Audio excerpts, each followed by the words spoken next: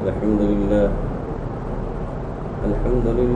نحمده ونستعينه ونستغفره ونؤمن به ونتوكل عليه ونعوذ بالله من شرور أنفسنا ومن سيئات أعمالنا من يهده الله فلا مضل له ومن يضلل فلا هادي له ونشهد أن لا إله إلا الله وحده لا شريك له ونشهد أن سيدنا ومولانا محمدا عبده ورسوله وبارك وسلم تسليما كثيرا وقد قال أعوذ بالله من الشيطان الرجيم بسم الله الرحمن الرحيم يا أيها الذين آمنوا كتب عليكم الصيام كما كتب على الذين من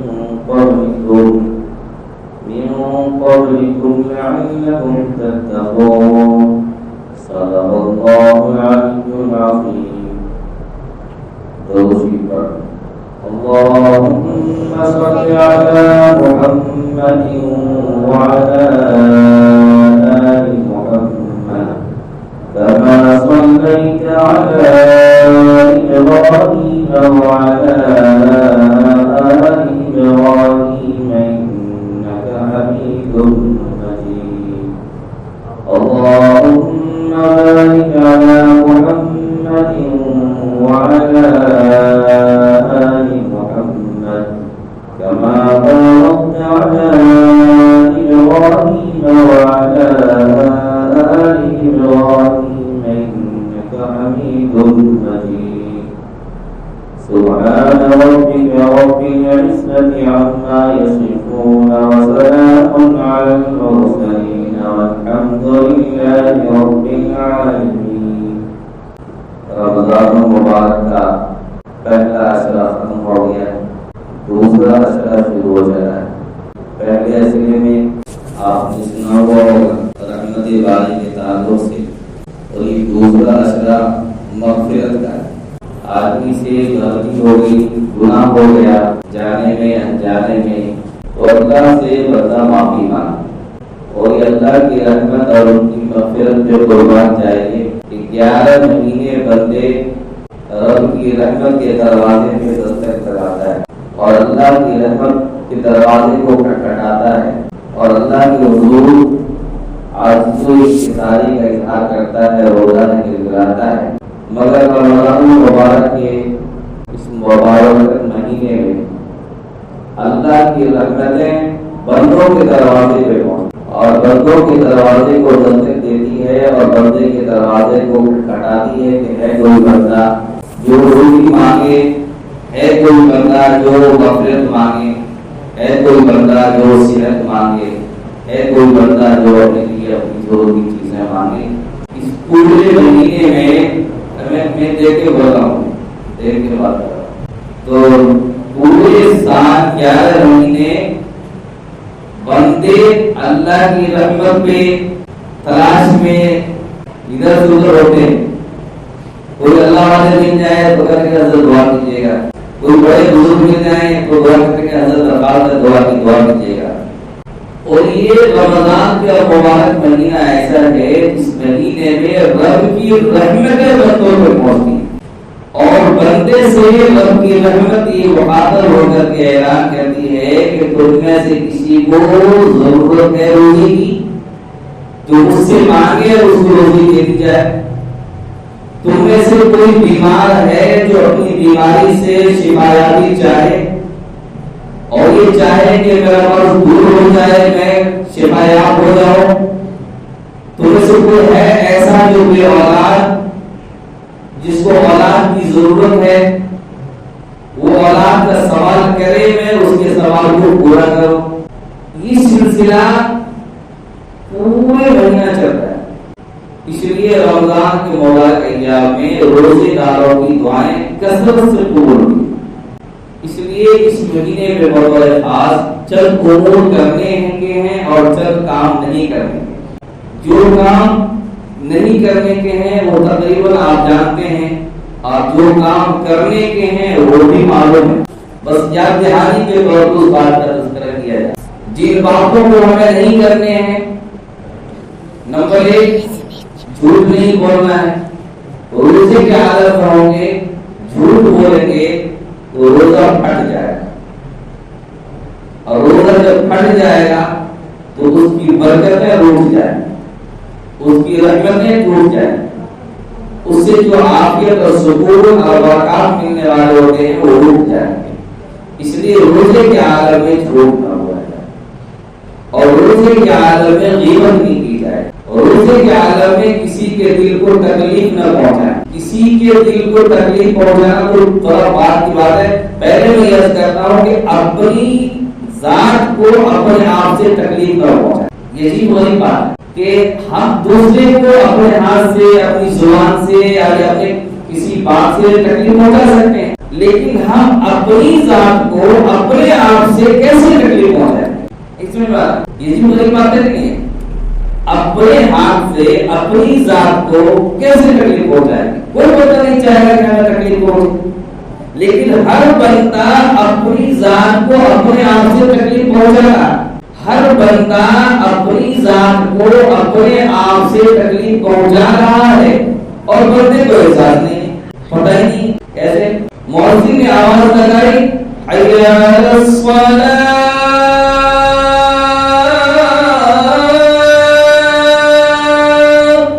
बंदा नहीं जानता कि मस्जिद में जाना चाहिए। छोटा हो, बड़ा हो, पढ़ा लिखा हो, अनपढ़ हो, कोई भी हो, कहीं का भी हो, कैसा भी हो, जब मुअज्जिन की आवाज कान में चली गई तो उसके दिल में ये अलार्म बजने लगता है, उसके दिल में ये सदा गूंजने लगती है कि मस्जिद से तुम्हें रब बुला रहा, और हम नहीं पहुंचे तो हम अपने आप को तकलीफ पहुंचा रहे हैं। एक नमाज अगर हमारी अदा हो जाए या एक नमाज को हम उसके वक्त पे अदा न करें तो हम अपने आप को तकलीफ पहुंचा रहे हैं।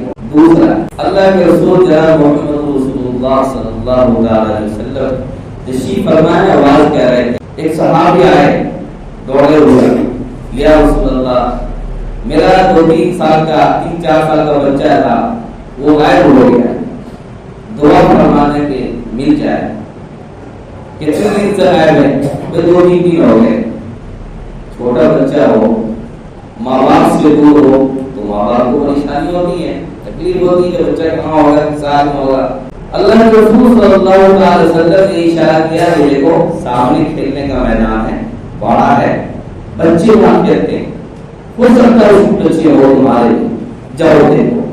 अब ये भी अल्लाह के रसूल ये फरमा रहे हैं कि हो सकता है वो उसमें हो, और जैसी आपने इशारा किया वो सामने दौड़ गई। अल्लाह के रसूल ने नजर उठाई, कह रहे वो क्या है, वो दौड़ा जा रहा है। एक सहाबी बोला कि भाई उठो, बोला कराओ, गए दूसरे साहब आपको अल्लाह के रसूल ने याद किया है, या रसूलुल्लाह इरशाद अजी तुमको मैं बता रहा था, तुमने देखा और भाग लिया। मुझे तो मेरा बच्चा है रसूल कई दिनों से लापता है, तो मुझे तो परेशानी है, इसलिए जो आपने इशारा किया कि उधर होगा तो मुझे यकीन हो गया कि अल्लाह के रसूल इशारा कर रहे हैं, न हो इस बात नहीं हो सकता, चुनावी इसलिए मैंने दौड़ लगाया। कहते ठीक है, तुम उस मैदान में जाओगे, तुम्हारा बच्चा होगा तो तुम अपने बेटे को बेटा मत कहना। क्या कहा? तुम अपने बेटे को बेटा मत कहना। रसूलुल्लाह मेरा बेटा होगा तो मैं अपने बेटे को बेटा ना कहूँगा, मैं क्या कहूँ? ताकि सही है, तुम्हारा बेटा है, बरहक है, 100% तुम्हारा बेटा है, लेकिन उस मैदान में, जिस मैदान में तुम अपने बेटे को तलाश करने जा रहे हो, उस मैदान में बहुत सारे बच्चे होंगे। उस मैदान में वो बच्चे भी होंगे जो मिस्कीन होंगे, उनमें वो बच्चे भी होंगे जो ईमानदार होंगे, उनमें वो बच्चे भी होंगे जिनके बाप, उसमें वो बच्चे भी होंगे जो यतीम होंगे।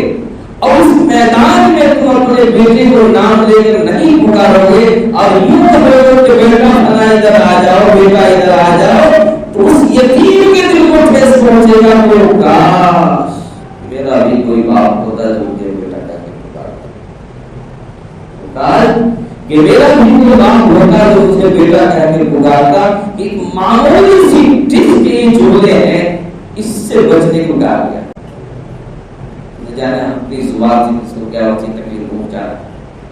दो बात हो गई, हम अपनी आप को, अपनी जात से अपने आप को तकलीफ न पहुंचाएं और अपनी जुबान से किसी अमल से दूसरे को तकलीफ न पहुंचाएं। اور تیسرا کام یہ ہے کہ ہم رب کی حضور خوب عاجزی و انکساری کے ساتھ روئے گڑگڑائے اللہ سے مانگیں، اللہ سے مانگیں۔ وہ وہی وہ ذات ہے جس سے جتنا زیادہ مانگیں گے وہ اتنا زیادہ خوش ہو۔ ہم اپنے رشتے دار سے، اپنے علاقے کے ماننے والوں سے، بڑے روزہ سے، سرداروں سے، مالداروں سے ایک ہفتہ، 2 ہفتہ، 4 ہفتہ، 5 ہفتہ یا لگاتار جائیں گے تو غصہ جائیں گے، اس صاحب نے کیا عادت بنا لی ہے، ہر جمعہ تم آ جاتے ہو یا ہر مہینے تم پہنچ جاتے ہو، یہ تم نے کیا عادت بنا لی ہے؟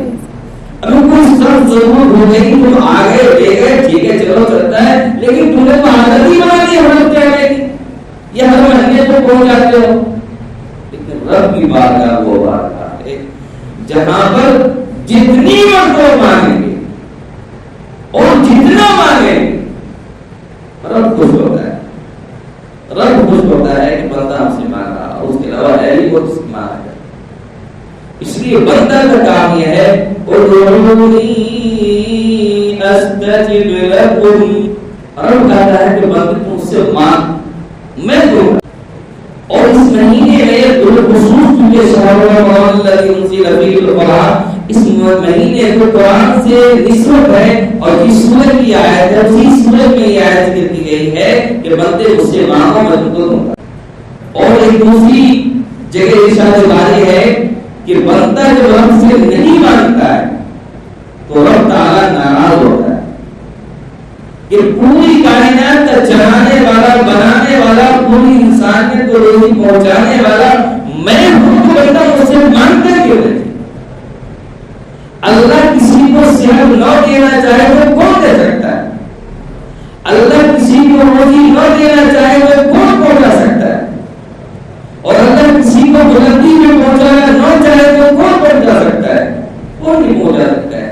قل اللہم مالک الملک تؤتی الملک من تشاء وتنزع الملک ممن تشاء وتعز من تشاء وتذل من تشاء بيدک الخیر انک علی کل شیء قدیر۔ جب ساری چیزوں کا مالک رب تعالیٰ ہے، ایک قدم ہم آگے بڑھا نہیں سکتے ہیں یا ایک قدم ہم پیچھے گھسا نہیں سکتے ہیں، ایک سانس نہ لے سکتے نہ پھینک سکتے رب کی مرضی کے بغیر، تو پھر ہم کہاں پڑھیں گے؟ ایک آدمی سانس روک لے، اچھا ہے کہ وہ پھینکے نہیں، زندہ ہی نہیں ہے، اور بندہ سانس پھینکتا رہے لے نہیں تب بھی زندہ نہیں رہے گا۔ تو معلوم یہ ہوتا ہے ان اللہ علی کل شیء قدیر، وہ رب تعالیٰ کی ذات ہے کہ جو انسانیت کو روزی پہنچاتا ہے، حیات کے دھاگے میں باندھ کر رکھ رکھتا ہے اور ظلم خان کے لطف اندوز چیزوں سے اسے نوازتا رہتا ہے۔ بندہ کا کام کیا ہے؟ بندہ کا کام یہ ہے کہ رب سے کہے کہ مولا تیرا شکر ہے، لئن شکرتم لأزیدنکم ولئن کفرتم ان عذابی شدید۔ مولا یہ ساری کی ساری چیزیں آپ کی دی ہوئی ہیں، آپ نہیں دیتے کوئی دے نہیں سکتا، آپ دینا چاہیں کوئی چھین نہیں سکتا ہے۔ پتھروں کے تہ پتھر جانے میں اس کے خوب اندر جا کر کے جو کیڑے مکوڑے ہوتے ہیں ان تک روزی کو پہنچ جاتا ہے، کس اسباب سے پہنچ جاتا ہے ہم نہیں جانتے۔ کبھی کبھی ہم سوچتے ہیں مجبور ہونے کے ساتھ دیکھو اتنی مجھے ضرورت تھی، میں جمعہ کی نماز کے بعد دعا کی تھی، اللہ نے بھیج دیا، انہیں یقین پڑ جاتا ہے۔ اس لیے رب تعالیٰ سے مانگیں، یہ مانگنے کا مہینہ ہے، جتنا مانگیں گے اتنا رب خوش ہو اور اتنی چیزیں آپ کو ملیں گی۔ یہ اور بات ہے کہ بات کا خیال رکھنا ہوگا کہ دعا کی جو ہوتے ہیں 3 درجات ہوتے ہیں۔ بندہ سوچتا ہے کہ میں نے دعا کی وہ چیز مل جائے، کبھی ایسا ہو بندہ نے دعا کی وہی چیز مل گئی، کبھی ایسا ہے کہ دعا کی وہ چیز نہیں ملی، اس کے بدلے میں دوسری چیز ملی۔ اس لیے کہ اللہ حکیم ہے، ایک بات کے بعد ختم کرتے ہیں۔ اور تیسرا درجہ یہ ہے کہ بندہ نے دعا کی وہ چیز نہیں ملی، اس کے بدلے میں کوئی دوسری چیز بھی نہیں ملی، پھر کیا ہو جائے گا بندہ کا؟ تو جو بندہ میدان محشر میں قیامت کے دن جائے گا اور اس کے نام اعمال اس کے ہاتھ میں دیا جائے گا تو اٹھائے گا، پڑھے گا، لکھا رہے گا ما لهذا الكتاب لا يغادر صغيرة ولا كبيرة إلا أحصاها. اس کتاب کو پڑھا ہے، اس میں تو ساری باتیں لکھی ہوئی. وہ میں نے دعا کی تھی وہ دعا بھول نہیں، اس دعا کی اتنی ساری نیکیاں. اور اس کو بندہ تمنا کرتا ہو کاش کہ دنیا کی کوئی بھی دعا قبول نہیں ہوتی، ان دعاؤں کے بدلے میں نیکیاں آیا مل جاتی. تو مومن بندہ جو دعا کرتا ہے تو اس کی دعا کبھی لائے گا نہیں جاتے، دعا کرتا وہی مل جاتا ہے، یا اس کے بدلے میں کوئی چیز ملتی ہے، یا پھر قیامت کے دن نیکی بد کو اس کے نام اعمال ملتا ہے. تو تین کام بطور خاص ہمیں کرنے تھے. اور چوتھا کام ہے تلاوت قرآن. رمضان کا مہینہ ہے، خوب جل کر کے تلاوت ہے. اللہ تعالیٰ ہمیں بھی آپ کو بھی